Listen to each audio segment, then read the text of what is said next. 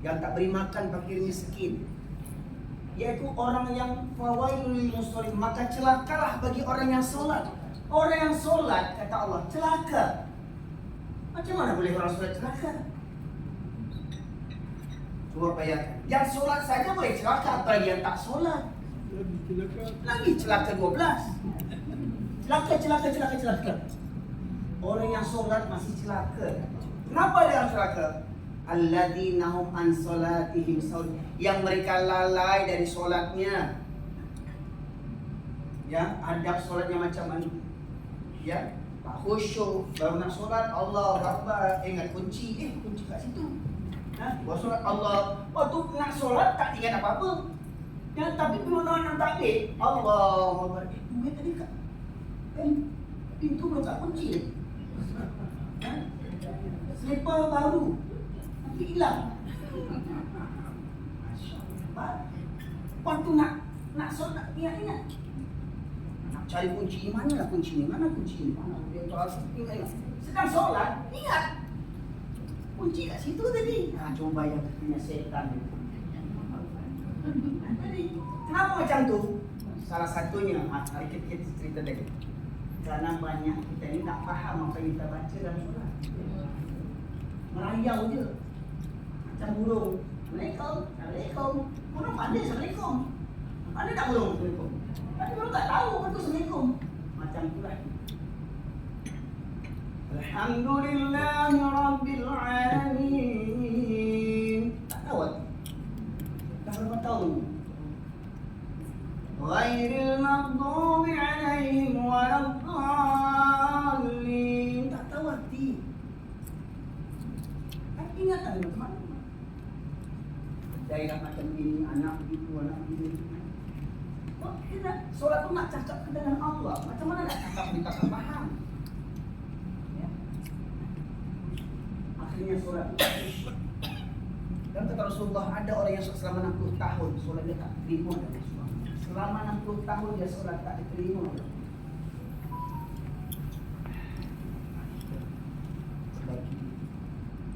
Sampai kita nak Islam 7 keturunan, kita lebih baik daripada orang Hindu, orang Kristian. Saya sudah haji, saya sudah umrah, saya sudah jadi ustaz, saya sudah hafiz. Kata kita, kata Allah, maka bercermin itu jangan dengan diri kita. Bercermin itu buka Quran. Ni Quran sebut macam ni. Kita macam mana pula? Kata Allah tadi, siapa yang celaka dari itu? Siapa yang rugi sia-sia amalnya? Apa sebabnya? Ulaika alladzina kafaru bi ayati rabbihim wa liqa'ih. Yaitu orang yang ingkar kepada ayat Allah ni. Sebabnya ingkar kepada ayat Allah dan ingkar kepada perjumpaan kepada Allah. Kita ingkar kepada ayat-ayat Allah. Kita baca tapi tak faham. Kita faham tapi tak kerjakan. Kita tahu tapi tak sampaikan. Ya, kita nak sama seorang-seorang je. Urus diri seorang-seorang. Ya, jangan urus diri orang lain. Terus apa guna wa tawassaw bil haqqi wa tawassaw bis sabr? Ini. Kemudian tak takut nanti kita nak jumpa dengan Allah tak tanya empat perkara. Umur, semasa dulu macam mana? Masa muda dulu buat apa? Masa muda ke mana dulu? Lagu lagi, lagu Raihan. Ingat 5 perkara sebelum 5 perkara, sihat sebelum sakit, muda sebelum tua, kaya sebelum miskin, lapang sebelum sempit, hidup sebelum mati, demi masa.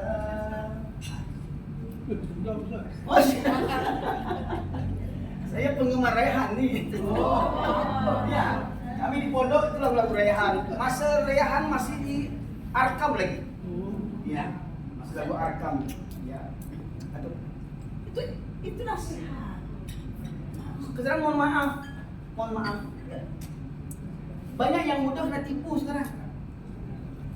Atuklah masjid, atuk kan dah nak mati. Lama lagi, saya nak happy. Hidup saya nak saya mubazirkan. Kata dia mubazir hidup ni. happy je mak jadi mak lempet lah, jadi apa segala macam lah. Makanya tak heran hari ni yang banyak ibadah tu orang tua. Pension, kena gaun.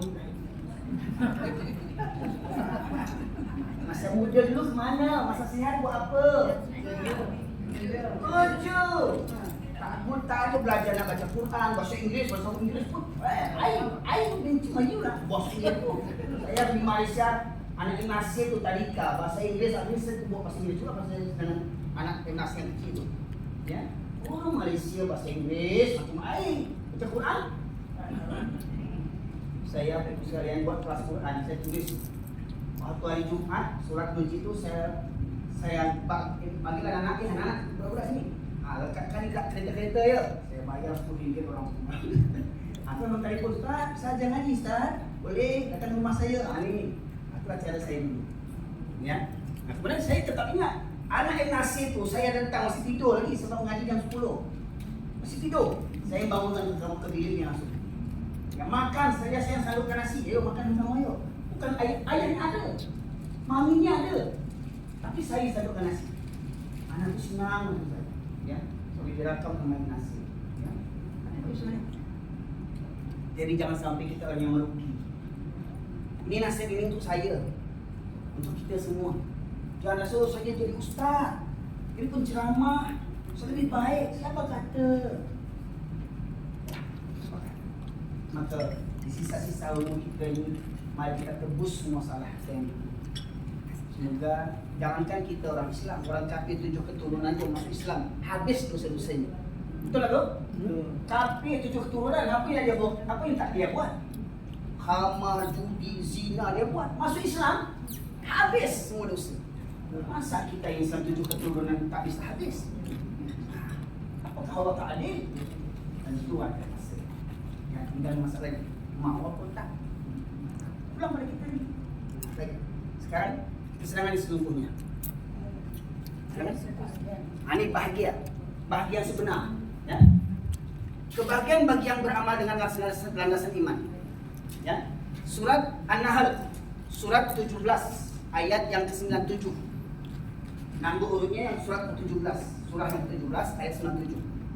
A'udzubillahi minasyaitonir rajim. Man 'amila shalihan min dzakarin aw untha wa huwa mu'minun falanuhyiyannahu hayatan thayyibah wa lanzanahu bi ahsani ma kanu ya'malun. Siapa yang beramal itu, silakan buka Quran. Kalau Quran tuan-tuan kan translate kan dengan bahasa Malaysia lah. Mungkin dengan bahasa Malaysia lebih mudah untuk memahami. Sama? Okey.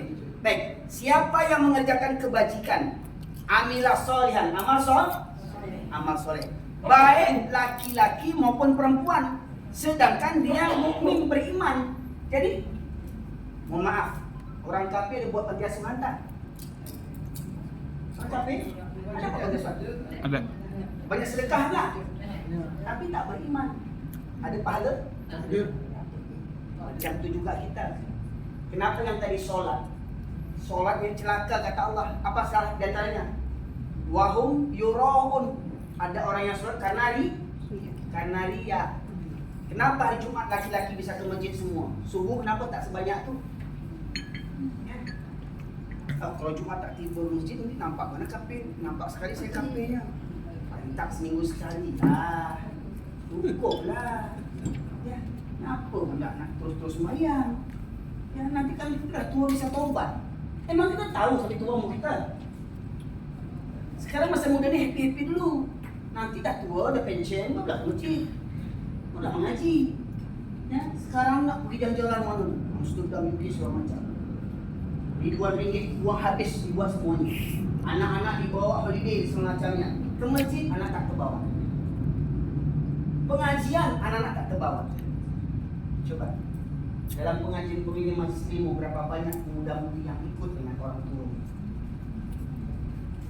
Orang Minang yang pepatah tu saya, anak di pangku kemenakan dibimbing. Anaknya di pangku kemenakan dibimbing. Maknanya apa? Jangan lupakan anak sama anak saudara. Jangan kita je yang cari ilmu. Jangan yang tua-tua ni je. Bila-bila masa, wah yang muda-muda tu. Ya. macam sekarang nih. Nah, yuk jalan-jalan ke Indonesia yuk. Kita jalan ke Bukit Tinggi. Tapi ada pengajiannya macam nih. Tuh. Ya. Nah, coba, yang ikut ini siapa yang muda? Ini berapa umur? 20. Wah, yang paling muda. Nah, siapa paling ini berapa? Oh, 18 muda lagi. Macam ni yang dibawa tuh. Jadi bila mereka nak berkeluarga, nak cari laki, ada konsep agama. Makanya kata semua maaf Pak. Tadi ada yang bilang, gimana kalau istri macam ini, suami macam ini. Makanya kata Rasulullah, kalau nak cari pasangan itu perhatikan yang 4 perkara. Tahu kan? Tengok yang dah terlepas macam mana, ganti yang baru. Ulang balik. Yang pertama, cari mukanya handsome, lawa. Ya, siapa yang tak ingin yang cari yang handsome, yang lawa? Ya, orang buta buruk sekali pun tak yang cari yang pasangan yang lawa. Yang kedua yang lawa. Yang kedua, cari anak siapa ni? Anak orang baik, orang ramainya, orang hebat atau orang apa? Yang ketiga, tengok hartanya. Dia ada harta. Macam Khadijah tu hartanya bantu dakwah. Yang keempat, dia agamanya. Nah, kata Rasulullah, perhatikan yang keempat agama. Tapi ingat agama bukan sekadar dekat idea. Agama Islam, sembahyang seminggu sekali. Tengok. Ya, calon menantu ni pandai baca Quran tak? Kalau datang nanti laki-laki nak melamar anak perempuan, kita tanya, kau pandai baca Quran tak? Pandai baca? Cubalah. Apa sih? Cuba dia. Kerja kat mana? Oh, kerja di Macbank. Oh, bangku. Macbank. Tinggal kat mana? Tinggal kat ini.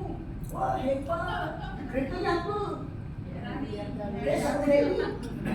Itu ditanya. Kenapa tak tanya? Pandai baca Quran tak? Solat tak? Pengajian di mana dia ikut pengajian? Itu tanya. Akhirnya apa? Apa kata saya tadi? Nikah itu ibadah tak? Tapi kalau tak ikut cara Nabi, ke neraka. Jadi orang tua menjerumuskan anak, sembarang cari menantu, sembarang cari istri suami untuk anak-anak kita. Kita tanggung jawab di akhirat. Baik. Nih.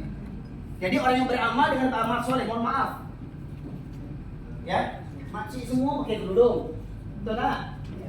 Pertanyaannya kerudung ni ikut cara makcik atau ikut cara Allah? Betul. Surat apa yang suruh makcik pakai jilbab? Surat apa? Orang tua saja anak. Anissa sampai lepas tanggal Quran tak ketemu. Tanggal Quran lepas satu. Coba, berapa tahun bapak mengaji? Coba ilmu selama ni apa? Semua tak ingat. Itu makanya ikat ilmu dengan catatan. Tapi buat catatan pun habis itu buat-buat. Kumpulkan dan pindahkan dalam buku. Baca. Apa? Ingat, guru pertama bagi orang anak-anak orang tu anak gadis. Yang jelas surat Al-Ahzab ayat 59. Surat Al-Ahzab ayat 59. Kalau surat An-Nur tadi, siapa laki-laki yang boleh lihat rambut perempuan, yang boleh lihat telinga perempuan, boleh salaman dengan perempuan? Siapa tu? An-Nur nomor 1. Ayat 59. Surat ketiga ayat 59. Itu ilmu harus tahu, orang tua ajar anak. Jadi jangan kita ni orang Melayu, bukan orang Melayu, kita ni orang Islam. Ya, beragama bukan cara orang Melayu, cara Islam. Ya. Baik. Kemudian siapa laki-laki yang boleh tengok aurat? Yang boleh tengok rambut, boleh tengok telinga, boleh tengok kulit tangan, kulit kaki. Siapa laki-laki tu? Mahram. Surat An-Nur ayat 31. Surat An-Nur, surat nomor 24 ayat 31.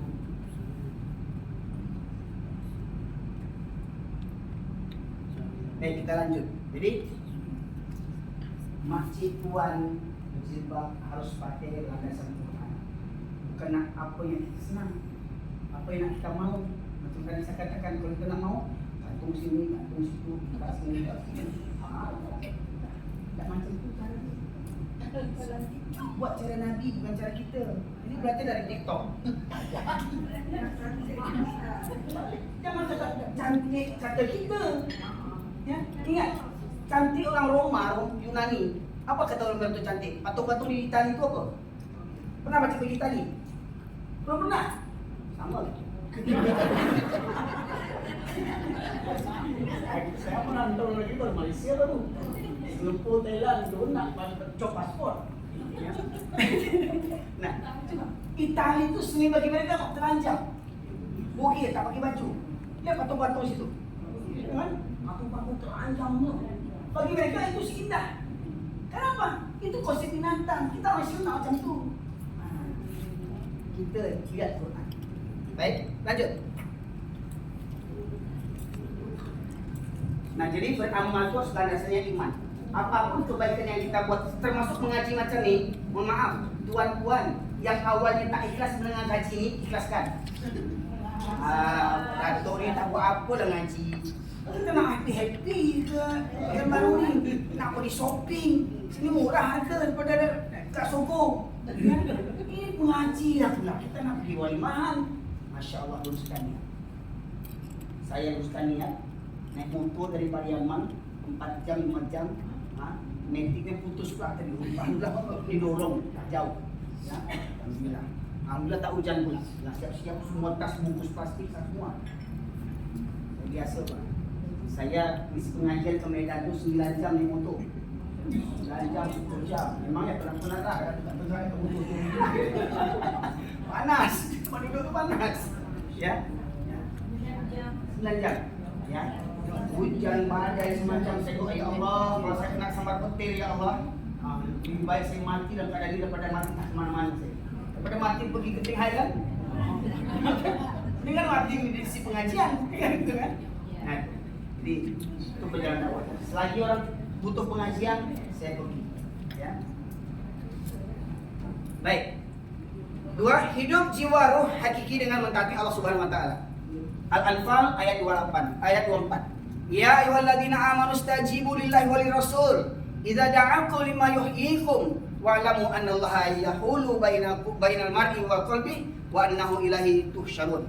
Wahai orang yang beriman, penulilah seruan Allah dan Rasul. Apa panggilan Allah, ajaran Allah, ajaran Rasul, kerjakan. Itulah kehidupan yang sebenar. Ya.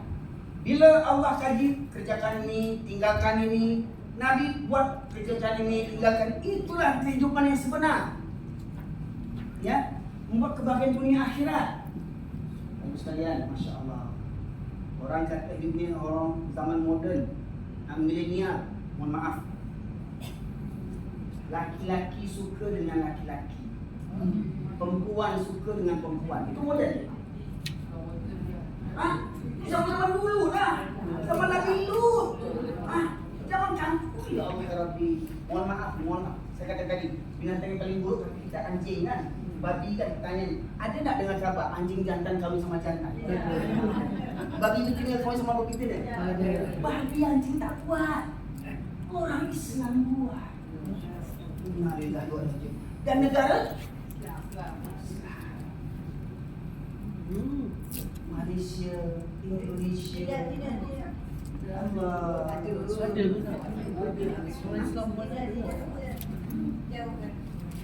Allah. Jadi sebenarnya zaman ini kita dah cukuplah dihabiskan Allah Subhanahu Wa Taala.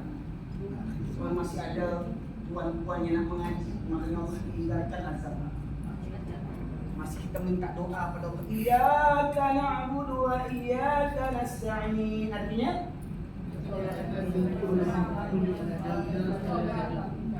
hanya kepada Engkau kami menyembah, hanya kepada Engkau kami pertolongan. Hanya Engkau yang kami sembah ya Allah, tidak yang lain. Tidak hawa nafsu kami ya Allah, tidak dunia kami yang melena kami ya Allah. Hanya Engkau. InsyaAllah azab dan jangkau. Tak ada cara lain. Ya. Berikut. Hati yang mati. Aduh. Selama ini kita tak tahu, selama ini tak mengaji, selama ini banyak dosa, banyak maksiat. Macam mana lagi? Tuh. Lanjut artinya. Apakah orang yang sudah mati lalu kami hidupkan dan diberi cahaya yang membuatnya dapat berjalan tengah-tengah orang banyak, seperti orang-orang yang berada dalam kegelapan sehingga dia tidak dapat keluar darinya? Demikianlah dijadikan terasa indah bagi orang-orang kafir apa yang mereka kerjakan. Ya. Di cahaya di sini maknanya adalah An-Nur. An-Nur itu salah satu nama apa An-Nur itu? Nama masjid. Al-Quran. An-Nur. Nama An-Nur kan? Ya An-Nurnya Al-Quran itu. Jadi ada orang yang hatinya mati. Khatamallahu ala qulubihim wa ala sam'ihim wa ala absarihim ghishawatun wa lahum adabun 'adzim. Summum umyun la yarji'un. Orang kafir 7 keturunan bisa masuk Islam. Cuma di Eropa ini. Nengok Palestina, banyak orang kafir masuk Islam. 7 turunan masuk Islam. 7 turun kafir masuk Islam. Macam mana pula orang Islam 7 turunan tak paham dengan Quran? Tak ngerti juga Quran 7 turunan. Kenapa? Sibuk cari dunia tadi.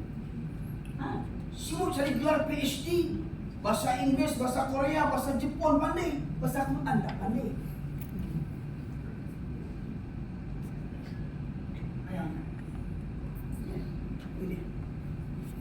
Orang yang dulu mati hatinya, ternyata Allah hidupkan. Maknanya Allah tak zalim. Contoh, budak kecil lahir daripada orang tua yang Kristian. Apa dosa dia? Apa dosa dia? Dia dah mendosa orang tuanya. Tapi apa? Allah kasih dia hidayah. Dengan cara apa? Kasih hati, kasih telinga, kasih mata, kasih akal. Jangan guna pikiran. Maka dia pasti akan mendapatkan hidayah Allah SWT. Pertanyaannya kita, nak gunakan itu apa tak? Ya. Allah berikan kita telinga, hati, pendengaran, penglihatan. Apa untuk apa kita gunakan? InsyaAllah orang yang duduk dalam kaji Al-Quran, ya, Allah mudahkan jalan menuju surga. Amin. Rabbal. Lanjut. Lapang dada menerima Islam. Maka siapa yang Allah kehendaki mendapat hidayah, dia akan melapangkan dadanya untuk menerima Islam. Siapa yang dia kehendaki menjadi sesat, dia akan menjadikan dadanya sempit. Jadi kalau orang sempit itu, maaf, sholat itu jadi berat ya. Pak, sholat berapa lama? Ya, mohon maaf nih, ada kerja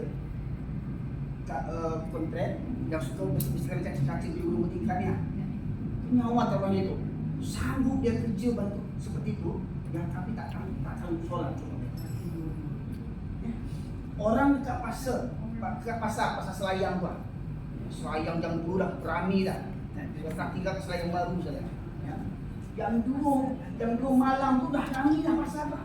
Orang angkat kuat angkat tu dia, tapi tak sanggup angkat mata untuk solat.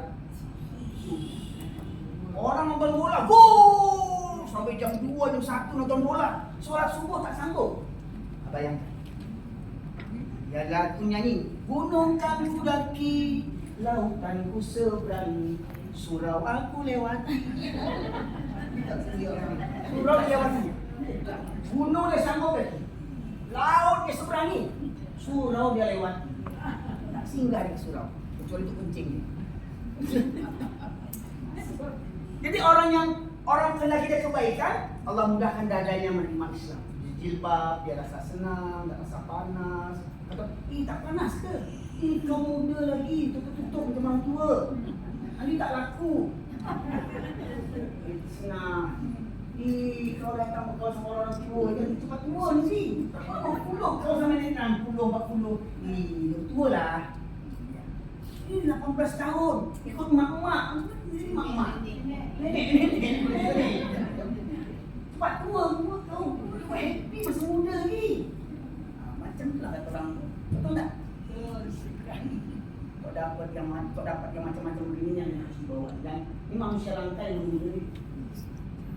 Orang langka, susah nak cari. Cari di masjid. Kau cari menantu di masjid. Tinggal pilih yang mana. Apa datuk lah tak mikir. Jangan tengok casing. Jangan tengok casing. Nabi Ibrahim 75 anak dapat anak satu. Casing boleh tua, mesin Jerman. Lanjut. Mudah-mudahan selepas ini ada yang jemput nanti.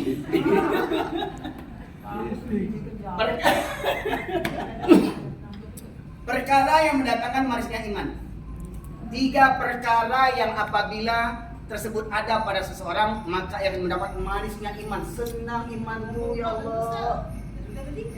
Loh.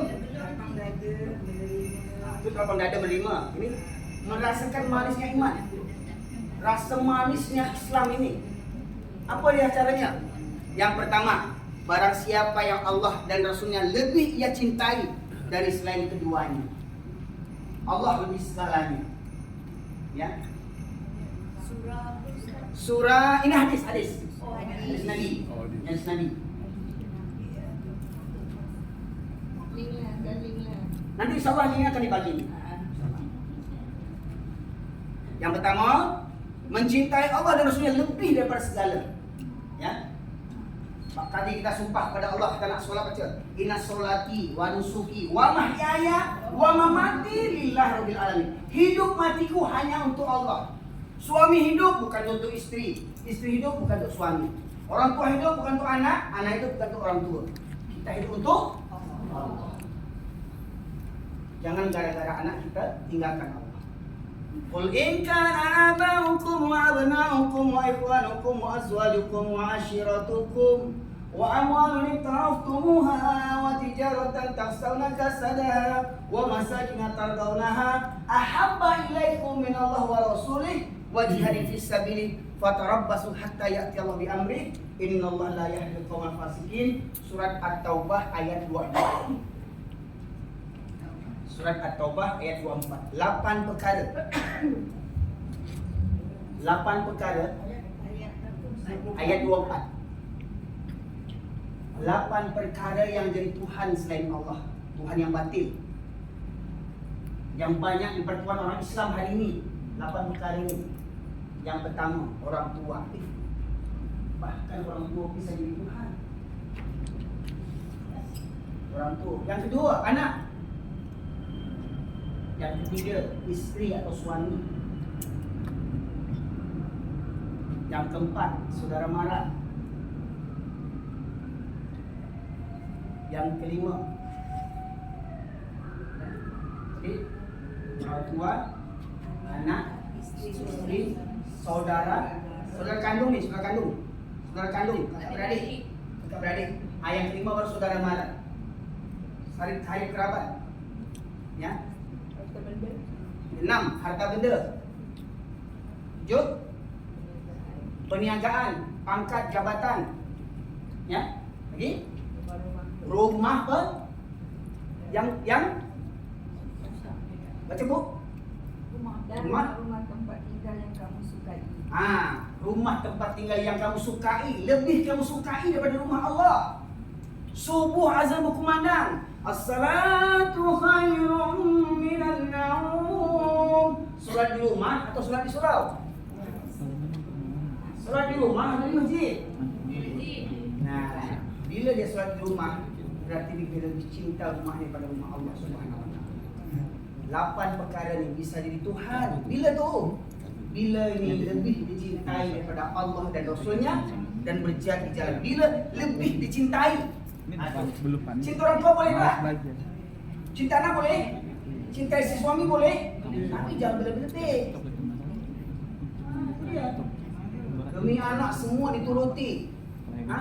Tapi untuk ibadah sekolah untuk cari PhD, anak sekolah di UK, sekolah di Australia, sekolah di Los Angeles, LA, tapi mengaji Quran ikra anak tak pandai. Nulis Arab Melayu tak pandai. Jawi. Tulisan Jawi. Tulisan Cina malah pandai. Dengan sekolah Cina. Rasakanlah. Tulisan Cina pandai. Tu jauh tahu tu tu bagus. Maksudnya itu nih, tulisan Cina pandai, mesti tulisan Arab lebih pandai lagi. Itu maksudnya bukan tak boleh. Ya. Ini kan agama kita. Agama itu lebih dikuasai dulu. Ya, kau dapat memang boleh lah bahasa Cina, boleh bahasa Arab, dia bisa boleh dakwah ke situ kan. Nah, tapi jangan lupakan yang asas. Ustaz, maaf. Peluang solat di masjid untuk lelaki ya. Ya, betul. Perempuan tak. Perempuan lebih baik kat rumah. Nah, bahkan lebih baik dekat bilik dia. Nah, tapi kalau ada laki-laki kat rumah, suruh ke masjid, hendak bakar dia. Betul nanti bakar. Ganti yang baru. Lanjut.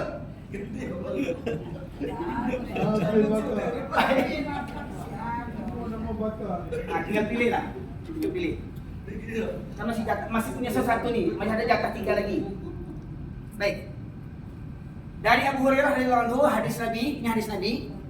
Siapa yang menyelesaikan kesulitan seorang mukmin dari berbagai kesulitan-kesulitan dunia, niscaya Allah akan memudahkan kesulitannya di akhirat. Jadi kalau saya suka tolong orang susah kita tolong, orang miskin kita tolong, nanti di akhirat Allah akan tolong.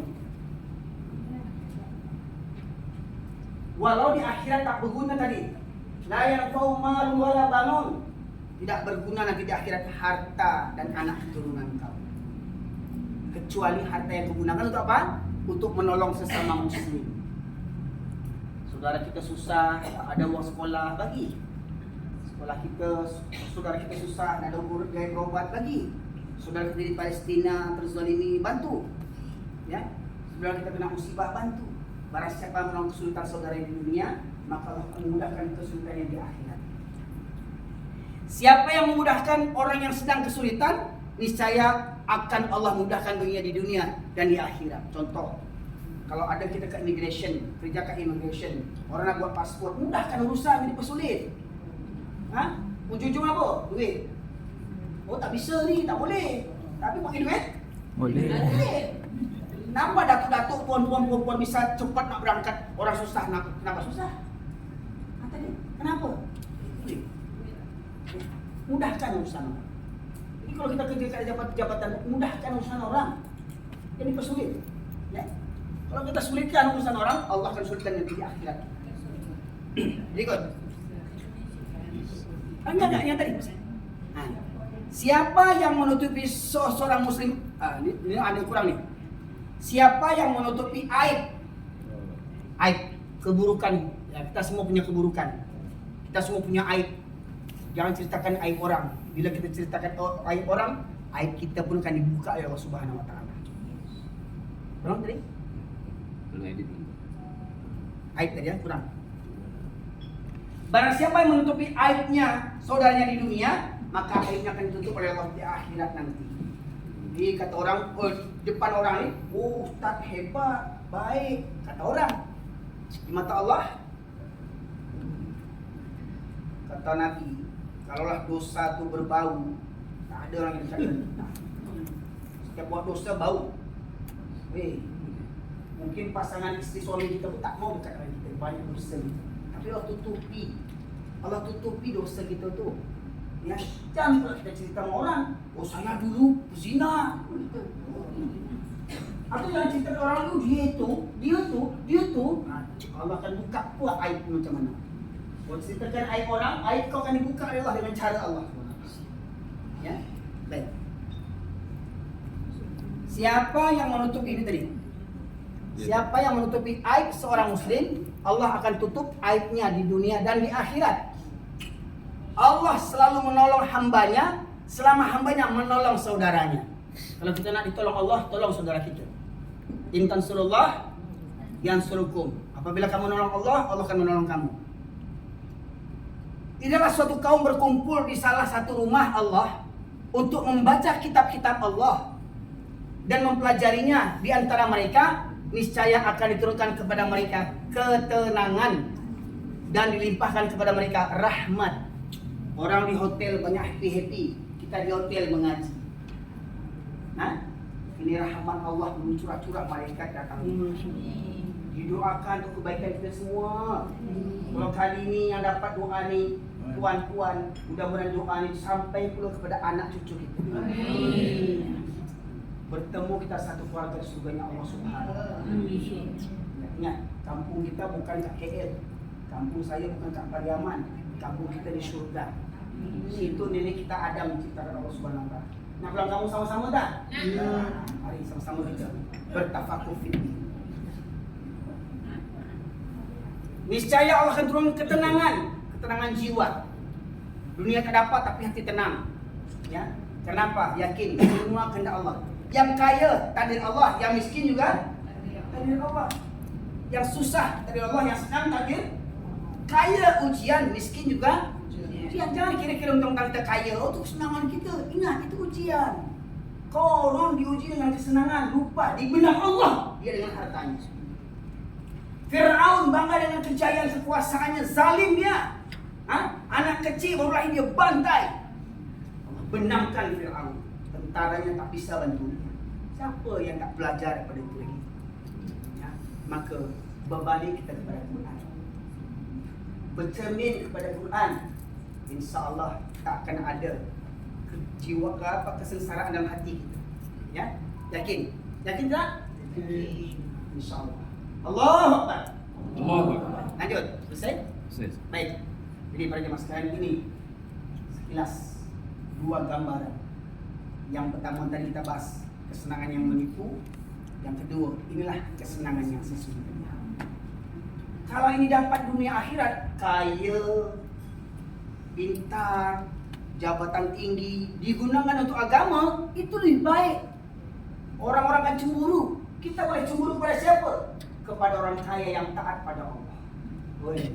Kenapa dia kaya dan dia sedekah ya? Kenapa tak saya macam tu? Boleh.